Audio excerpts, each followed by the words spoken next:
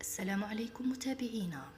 انتقل إلى رحمة الله اليوم زوج المؤثرة رانيا إسميرالدا على إثر حادث مميت بدراجة نارية في الطريق الاجتنابي السريع المؤدي إلى زيرالدا، إثر فقدانه التحكم بها وسقوطه في المحاذر المحاذي للطريق، حيث أفاد الشهود عيان أنه لفظ أنفاسه بعين المكان.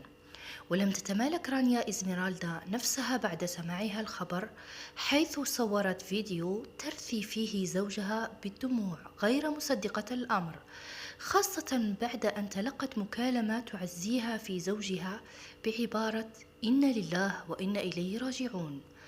وقد بدأت التعازي تنهمر في مواقع التواصل الاجتماعي من أحبابها وحتى من أعدائها، مثل المؤثرة ريبيكا التي خرجت من أحد المطاعم بباريس وهي تبكي متأثرة لسماعها الخبر وتطلب السماح من رانيا بعدما حصل بينهما من شجار في المواقع.